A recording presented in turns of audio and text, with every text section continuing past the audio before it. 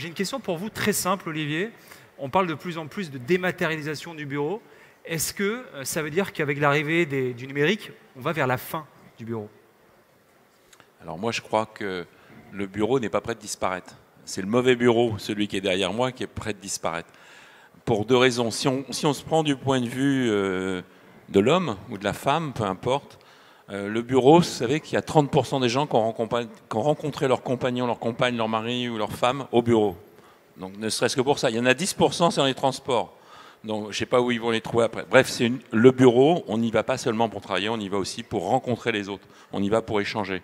Et le bureau, aussi, on y va pour mieux travailler. Quand on allait dans les bibliothèques, par rapport à nos chambres de bonne quand on est étudiant, ben dans la bibliothèque, j'ai un endroit de silence, j'ai un endroit de concentration, j'ai un endroit qui me stimule intellectuellement. Donc je vais aussi au bureau pour ça. J'y vais aussi pour retrouver une motivation. Je vais dans un bureau qui est dynamique, où je sens qu'il y a une certaine énergie. Elle va me communiquer cette énergie. Donc j'y vais aussi pour ça, j'y vais pas seulement. Et je crois que quand on travaille chez soi, on travaille souvent comme dans une grotte, c'est pour s'isoler, mieux réfléchir, mais on n'est pas en relation avec les autres. Et travailler, c'est être aussi en relation avec les autres. Alors du point de vue de l'entreprise, comment on peut créer un esprit d'entreprise s'il n'y en a pas un lieu? Qui crée le lieu, crée le lien. C'est de Fumaroli, c'est aussi de notre formule, et je crois beaucoup à ça. Le lieu crée le lien. Le lieu crée la relation. Si vous me regardez par Internet ou si vous me regardez là et que je bouge et que je dis le lieu crée le lien, c'est pas la même chose qu'un message par Internet. Sachez par exemple, il y a une étude de Stanford qui dit qu'en gros, un message par mail et un message, le lieu crée le lien physiquement, où je vous regarde, vous savez quelle est la différence? De 1 à 50.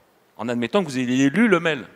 Parce que l'autre, j'ai mis l'intonation, il y a du physique, il y a de la relation. Et à la machine à café, par exemple, si je vous dis le lieu crée le lien, et que je vous touche le bras, vous le retenez encore plus. C'est ça aussi l'esprit d'entreprise. L'esprit d'entreprise, c'est de faire passer les valeurs et c'est de créer effectivement le lien entre les gens et entre les idées, entre les projets. Donc le lieu, de ce point de vue-là, n'est pas prêt de disparaître. Vous parlez du lien. De plus en plus, notamment les jeunes générations, recherchent un emploi d'abord pour le lien et pour l'expérience qu'on va y vivre, et donc pour le lieu, plus que pour le salaire. Est-ce que ça veut dire que les entreprises qui n'ont à offrir qu'un simple open space sont menacées aujourd'hui, au-delà de leur chiffre d'affaires? Alors celles qui sont plus menacées, là c'est deux entreprises, je ne vais pas donner de nom. Il y a une société qui est une des plus grandes sociétés françaises et au monde de luxe, et l'autre c'est une très grande société du CAC 40 pour qui je suis en train de refaire leur bureau. Alors ce n'est pas l'open space, c'est l'effet couloir. Chacun chez soi, on est planqué. Et on se retrouve par hasard à la machine à café pour discuter quand on y en a une de machine à café qui fonctionne. Non, ce n'est pas l'open space. Là, pour le coup, c'est des bureaux inhumains pour créer le lien. Et il faut effectivement les changer. Et qu'est-ce qu'on doit changer aujourd'hui fondamentalement? Et ce qu'attendent les jeunes, c'est qu'il y ait moins de hiérarchie. Ce n'est pas la taille du bureau qu'on reconnaît la taille de l'intelligence de son boss. C'est au contraire au partage des idées, au travail collectif. Il y a plusieurs postures au travail. Il y a une posture, justement, on va dans la caverne s'isoler, réfléchir, se déconnecter au contraire du monde pour se concentrer. Il y a d'autres postures qui sont au contraire innover, c'est au contraire être ensemble, échanger, brainstormer. Et puis il y a d'autres postures, c'est partager de manière informelle. Vous savez, par exemple, toujours à la machine à café, il y a une étude qui dit il y a une étude hollandaise qui dit que 90% des conversations à la machine à café, vous savez ce que c'est? C'est du boulot. Quand vous savez que c'est du boulot, non seulement il faut mettre un très bon café, mais il faut mettre des machines à café partout, et puis il faut mettre du bon thé, et puis il faut mettre de la bonne eau fraîche, etc. Parce que vous créez aussi de l'informel. Et le bureau, c'est aussi créer des relations informelles d'échange. C'est quoi ton actualité? C'est quoi tes best practices? C'est justement établir par ce lien des moyens de mieux se rencontrer et de faire un partage. Donc le lieu aujourd'hui est complètement revu. L'important aujourd'hui, c'est plus que son bureau à soi, c'est d'avoir un lieu qui peut être un open space modulé, on va dire, mais surtout j'ai plusieurs lieux partagés. J'ai 6 ou 7 lieux possibles, un endroit où je vais téléphoner pendant 1 heure, et c'est un petit box. J'ai un endroit où c'est peut-être un mini-amphi, parce qu'on doit faire un brainstorming de 1 heure. J'ai un endroit qui est un quick point et il n'y a même pas de siège et c'est une prise de décision en 15 minutes. J'ai un autre endroit qui est informel, qui est à la cafétéria. Il y a une petite table haute qui nous permet, en prenant un café, de réfléchir. J'ai peut-être un endroit, un lab, qui est un endroit d'innovation. Bref, j'ai plusieurs lieux dans la journée, ce qui évite la monotonie. plutôt que d'avoir mon lieu à moi où finalement je m'ennuie et je fais la même chose, je bouge, je me déplace, je joue avec mon corps et je joue aussi par rapport aux postures.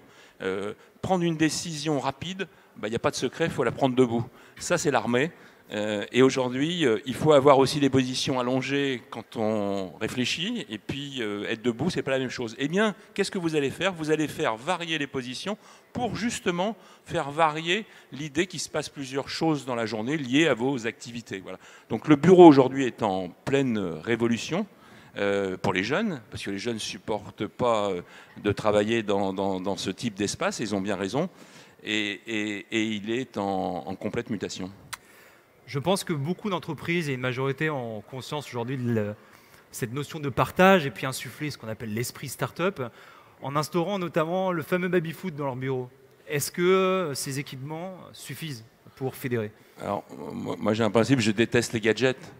S'il n'y a que le baby-foot, ça ne sert à rien. Non, les bureaux, les bases du bureau, c'est d'abord travailler sur la lumière. Regardez, ici il y a une belle lumière. Il y a déjà un climat différent, la qualité de la lumière, la qualité du son, puisqu'on priori on va travailler à plusieurs, la qualité de l'isolation phonique, la qualité de l'air est importante, la qualité du chaud, la qualité du froid, la régulation de l'air, si possible en développement durable, ça c'est des choses importantes. La qualité des rangements aussi, est-ce que j'ai besoin de rangement ou pas, du vestiaire, bref, il y a un certain nombre de choses, la posture. Pourquoi, vous savez, on est bien debout quand on pose à une table? Parce qu'on étire la colonne vertébrale. Si vous travaillez avec un podologue, il va vous dire que c'est très bon, mais si vous travaillez aussi avec un kiné, il va vous dire que c'est très bon. Mais il faut travailler sur ces postures-là, avant de travailler le baby-foot, qui a priori fait travailler le poignet, mais pas forcément la prise de décision. Donc je dirais qu'il faut se méfier des gadgets, il faut déjà répondre aux fondamentaux, surtout quand c'est une entreprise, une start-up, c'est 5, 10, 15 personnes, on peut travailler dans le bordel, c'est pas très grave, mais quand c'est une entreprise de 5, 10 000 personnes, et je vous montrerai une entreprise des fonctionnaires français qui sont 5 000 personnes et qui vont déménager la semaine prochaine, et je vous montrerai leurs propres locaux, on ne s'est pas attardé uniquement au baby-foot, on s'est attardé justement à des problèmes sérieux qui sont ceux que j'ai énumérés tout à l'heure. Voilà. Vous utilisez un mot qui est le mot bureautonie. C'est quoi exactement ce Alors, mot? la bureautonie, parce que le plus embêtant, si j'ose dire, dans la vie, c'est de s'ennuyer. Voilà, moi, je suis tellement ennuyé à l'école, je me suis promis de ne plus jamais m'ennuyer de ma vie.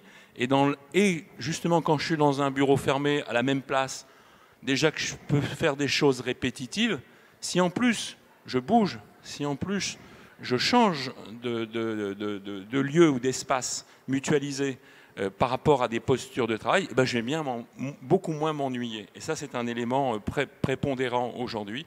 Et c'est tout l'intérêt aussi d'être soi-même un acteur, c'est-à-dire travailler dans l'intelligence collective. Aujourd'hui, avec le mail, on est au courant de tout, on sait tout. Même ce que vous dit pas la boîte, vous pouvez le savoir par le mail. Avant même, peut-être des fois même la boîte elle-même. Donc ce que vous avez besoin, au contraire, c'est de sentir que vous faites partie d'un collectif.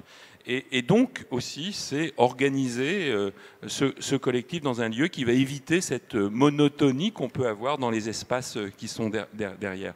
Et je crois beaucoup à ça. Je crois par exemple les fonctionnaires que je ne citerai pas pour le moment, puisque la presse va en parler la semaine prochaine. Eh bien, c'est réjouissant de savoir qu'il y a 5000 fonctionnaires qui vont travailler dans les lieux que je vais vous présenter et qui sont des lieux innovants, créatifs, qui vont renouveler un peu les méninges et puis qui vont peut-être se rencontrer un peu pour échanger leurs best practices. Que la fonction publique, on sait quand même, c'est pas les foudres de guerre de la mutualisation des bonnes idées. On a beaucoup d'entrepreneurs, ou en tout cas de chefs d'entreprise là, parmi nous, qui se demandent, j'imagine maintenant, comment éviter la bureautonie. Ce serait quoi vos enseignements et conseils pour justement faire face à cette bureautonie et structurer correctement du coup ces nouveaux bureaux? C'est ça mes fonctionnaires. C'est sur 8000 m², 5000 personnes. Là par exemple c'est un espace pop café, on est hyper connecté. C'est ça aussi les sorties d'ascenseur, des espaces ouverts. Je ne peux pas en montrer plus puisque c'est une révolution qui va être présentée sous peu la semaine prochaine. Mais c'était pour vous donner un peu de courage, dire si les fonctionnaires font ça, on peut le faire, voilà, et pas seulement des boîtes du 440 qui font appel à nous ou une boîte de luxe. Alors pour reprendre à votre question, pardon, quelle était laquelle? La question c'est, vous nous avez montré un exemple concret, c'est votre métier, c'est quoi vos conseils structurants? Si vous aviez, je sais pas, 4 conseils, 4 piliers pour justement penser correctement ces nouveaux bureaux. La première, peut-être, c'est se concentrer. La grande faiblesse des bureaux aujourd'hui, c'est qu'on n'arrive pas à se concentrer. Même là, par exemple, on n'arrivait pas à se concentrer, il y a trop de bruit. Il n'y avait pas d'endroit pour s'isoler. Et vous savez qu'à cause du portable, à cause du web, vous avez tout le temps quelque chose qui bip ou quelqu'un qui vient vous déranger. Donc vous ne pouvez pas réfléchir. On sait que c'est maximum 1 minute 30, 1 minute 40. Alors que 10 minutes, 15 minutes, les meilleurs moments où vous réfléchissez, c'est sous la douche, en faisant pipi ou dans le lit. Parce qu'on est seul et tout d'un coup on réfléchit bien. Donc il faut créer la grotte. Il faut créer des espaces sous la grotte. Il faut créer des espaces de concentration où il est interdit de téléphoner, où il est interdit de parler pour se reconcentrer, comme la bibliothèque qu'on avait quand on était étudiant, ou certains y vont encore. Ça, c'est la première chose. La deuxième, c'est de créer des moments de partage. C'est le grand partage, c'est-à-dire il y a sûrement des expériences, des best practices, mais on n'arrive pas à se rencontrer pour échanger. Les best practices, les endroits de partage, ça peut être la cafétéria, c'est un certain nombre d'espaces informels où finalement, dans ces espaces informels, on donne des choses formellement importantes. Et il faut en créer un certain nombre. Ensuite, le troisième grande catégorie d'espace, c'est innover. Innover dans une salle de réunion, généralement elle est en longueur, le chef est au bout, et puis les autres sont là, et puis il y a l'écran, avec un PowerPoint. C'est pas fait pour innover, ça. On est plus dans l'innovation si on est allongé, si on est sur le mur, si on est debout, si on se déplace, si on met des post-it. Bref, il faut créer des endroits propres à l'entreprise pour faire de l'innovation, qui peut être des petits endroits, des grands endroits. Ou là, au contraire, on travaille en collectif. Là, on travaille comment dirais-je, en groupe. Et ça, c'est alors bien sûr adapté aux configurations de l'entreprise ou des métiers de l'entreprise, etc. Et puis le dernier, si j'ose dire, c'est se détendre. Se détendre, on a besoin de souffler. Moi, je crois beaucoup aux périodes. Tout à l'heure, juste avant d'entrer, je me suis dit, je vais aller dehors, respirer, il faisait beau, il y a du soleil depuis 3 jours. Il faut souffler, respirer, c'est toujours pareil, c'est bon pour le corps, c'est bon pour la tête, ça oxygène l'esprit. Il faut aussi qu'il y ait ces moments-là. Moi, je crois beaucoup, par exemple, je mets beaucoup de jardins. Dans notre propre agence, on a 5000 m², il y a 1000 m² de terrasse et jardins. Ce pas des jardins pour faire joli, on peut y travailler dessus, on peut fumer, on peut travailler, mais on peut aussi souffler, on peut respirer, puis on peut regarder un palmier, on peut regarder une fourgère arborescente, et ça vous évade pour mieux revenir. Je crois beaucoup à ce moment-là. Et je crois beaucoup aussi, c'est que la sphère bureau a envahi la sphère privée. C'est-à-dire, ça vous fait travailler tout le temps. Même en regardant la télé ou en regardant un film sur Netflix, vous êtes encore en train de regarder le mail. Et moi, dès 5h, 6h du matin, ça sonne, tac, je regarde, hop, je me relève. Bon, bref, mais c'est pour tout le monde comme ça. C'est assommant. Il est temps que la sphère privée rentre au bureau. C'est-à-dire qu'il faut rendre service à des gens. Moi, par exemple, j'ai mis un click and collect à l'agence parce qu'ils n'ont pas le temps d'aller faire, ils n'ont pas de concierge, ils n'ont pas le temps de faire leurs courses. Donc, il faut qu'il y ait un deuxième accueil pour faire leurs courses. Ils ont des casiers. On leur dit à casier 32, tu verras, tu n'as plus qu'à ouvrir, tu as ta clé et tu auras ta livraison qui t'est livrée par Amazon ou par qui que ce soit. Ça, c'est un premier type de service. Deuxième type de service qu'on a fait, nous, c'est le sport. Parce que je crois beaucoup aux salles de sport, au bien-être. Et donc, des salles de sport à disposition, avec des douches, comme dans un hôtel, bien équipées, bien faites. Et puis, à la bouffe, il faut bien manger. Alors, pas de bouffe, on ne va pas donner des grands noms de grosses sociétés françaises qui font de la bouffe pour hôpitaux ou pour prisonniers. Non, avec un petit chef, mais de la bonne bouffe, comme chez maman, le poisson le vendredi, des légumes, en ce moment du chou-fleur, c'est la bonne saison, etc., etc. Je crois beaucoup à peu de services, mais ça bien. Et ça, c'est très important, c'est rendre service aux gens et pour le coup, avoir des vrais moments de détente, des vrais moments de break. Dans certaines sociétés, c'est faire un pressing. Les jeunes qui travaillent, le costume est important, on est chez Price, c'est avoir un pressing. Si on se tâche, on ne peut pas aller chez le client, comme on peut l'avoir, etc. Je ne crois pas au baby-foot, je crois plutôt à des vrais services qui vous rendent les gens. Par exemple, moi j'ai fait aussi, c'est les vaccinations. La grippe, c'est normal qu'on l'offre. Pourquoi pas un diagnostic demain de médecine générale ? Parce qu'on n'a pas le temps d'y aller. Moi, je ne crois pas aller à la banque, j'ai pas le temps, c'est emmerdant, on fait tout par Internet. Ouais, que la banque vienne dans l'entreprise, oui. Donc, à un moment, il faut choisir aussi, dans la sphère privée, quelques éléments qui vont rentrer dans l'entreprise, sur lesquels on peut rendre service aux gens. Mais vraiment leur rendre service. Et il faut les choisir, ces combats. Il ne faut pas en avoir 36, 2, 3, je vous ai cité les miens, mais pour une autre société, ça sera les autres. Voilà à peu près les quelques éléments structurants de conseils pour essayer de faire, ce qui n'est pas facile, des bureaux non pas jolis, mais un design qui n'est pas là que pour faire joli, mais qui amène du sens et surtout du bien-être, du confort physique et intellectuel dans le bureau. Ça m'amène à vous poser une autre question. Ce nouveau type de bureau va dans le sens des nouvelles organisations de plus en plus horizontales. On donne de plus en plus de responsabilités, on libère les collaborateurs. Est-ce que ce modèle n'est pas un peu dangereux? Parce que je pense que certains collaborateurs ne sont pas forcément habitués à ça, peuvent avoir besoin de cadres, d'un peu plus de cadres. Qu'est-ce que vous en pensez de cette libération aujourd'hui de l'employé, qui a du bon, parce que c'est en libérant l'employé qu'on stimule sa créativité. Mais est-ce qu'il n'y a pas des limites à tout ça? J'emploierai pas le mot d'employé, j'emploierai le mot de collaborateur. Je pensais aussi à la direction de donner l'exemple. Dans beaucoup de cas de grandes entreprises pour que je m'occupe, la direction donne l'exemple, se met elle-même dans des espaces ouverts, elle-même se met à bouger, elle-même se met à mutualiser ses propres espaces. Il y a de ça d'un côté, et puis l'autre qui du coup donne un peu une espèce d'autodiscipline intelligente. Je crois beaucoup à l'exemple, à l'exemplarité de la direction, pas du chef, mais des chefs. Et les gens se calquent à peu près sur ça. Voilà. Donc on est aujourd'hui dans un mode participatif, dans une forme d'autodiscipline. Il y a bien sûr quelques débordements par moment. Mais là, j'attends impatience que mes fonctionnaires se rentrent dans leur immeuble pour voir comment ils vont se comporter.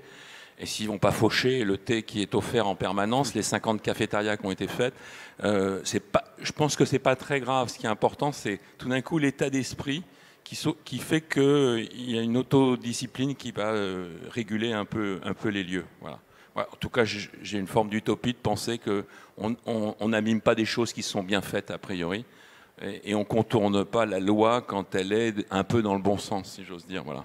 Et en tout cas, pour avoir fait 120 immeubles de bureaux, même fait des campus et même fait des écoles, le même Lyon à la sortie de Paris, là, et puis sur Singapour, à chaque fois on ne rend compte que comment j'ai pu travailler avant. Voilà, c'est cet exemple-là. Et après, bien sûr, il y a un peu à retrouver soi-même son propre mode d'emploi. C'est un peu comme quand vous changez de voiture et qu'elle était avant sans direction assistée, elle n'était pas automatique. Tout d'un coup, vous découvrez d'autres façons de rouler, vous conduire. Et c'est ça qu'il faut aussi apprendre progressivement.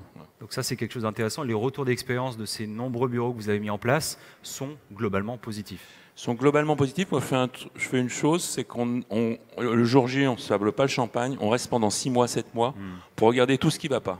Et là, il y a plein de choses qui ne vont pas. Il y a 20-30% de choses qui ne vont pas. Soit on s'est trompé dans de petits usages, ou soit c'est les gens qui ne savent pas se servir des choses. Donc en fait, il faut modifier les usages ou modifier la signalétique, donner le bon mode d'emploi pour les gens.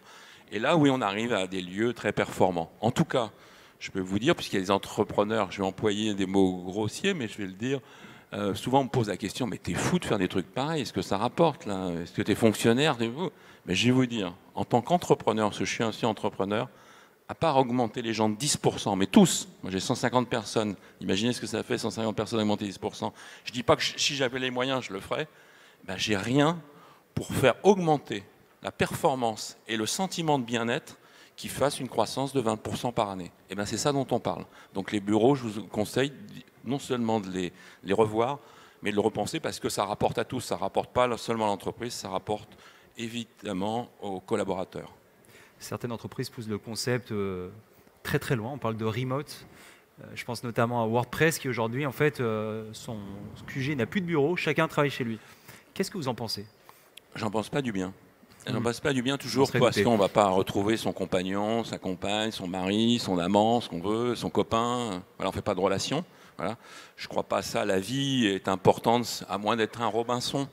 Mais bon, Robinson, il a écrit qu'un bouquin, il n'a pas fait deux. Hein, d'accord. Donc je crois beaucoup au créer la ville, elle est faite pour rencontrer les gens. La vie est faite pour rencontrer les gens. Elle est faite pour échanger.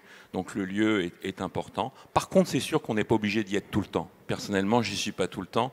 Et je ne suis pas le vendredi, je suis ailleurs. Mais ça ne m'empêche pas de travailler, je suis autrement.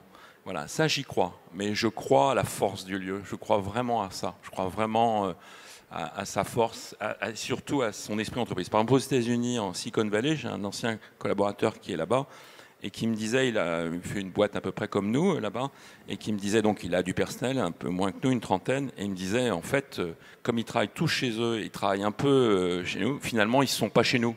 Ils sont plus chez eux, la boîte c'est chez eux, que la boîte dans la boîte.